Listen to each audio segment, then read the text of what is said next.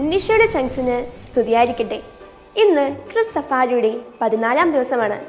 യോഹന്നാൻ 1:14 വചനം മാംസമായി നമ്മുടെ ഇടയിൽ വസിച്ചു, അവന്റെ മഹത്വം നമ്മൾ ദർശിച്ചു, കൃപയും സത്യവും നിറഞ്ഞതും പിതാവിന്റെ ഏകജാതന്റേതുമായ മഹത്വം. ഈ യോഹന്നാന്റെ സുവിശേഷത്തിൽ എന്തൊരു സാഹിത്യാലേ. ഡോണ്ട് വറി, സിമ്പിളായി പറഞ്ഞ ഈ വചനമാല ഈശോ. അപ്പോൾ ഈശോ നമ്മുടെ ഇടയിൽ വന്ന് വസിച്ചതിൻ്റെ ഓർമ്മയായാണ് നാം ക്രിസ്മസ് ആഘോഷിക്കുന്നത്. വചനം മേരി അമ്മയിൽ മാംസം ധരിച്ചതുപോലെ നമ്മിൽ ഈശോ മാംസം ധരിക്കാൻ നമ്മുടെ ഹൃദയങ്ങളെ ഒരുക്കാം. ഒന്നുകൂടെ സിമ്പിളായി പറഞ്ഞാൽ ഈശോയെ ഫോളോ ചെയ്യണം, വാക്കിലും പ്രവൃത്തിയിലും. ഒരു കുഞ്ഞു ഹോംവർക്ക് തരട്ടെ. വിശുദ്ധ യോഹന്നാന്റെ സുവിശേഷം 1-ാം അധ്യായം വായിച്ച് എത്ര പ്രാവശ്യം വചനം എന്ന വാക്ക് പറയുന്നുണ്ടെന്ന് കണ്ടുപിടിക്കാമോ?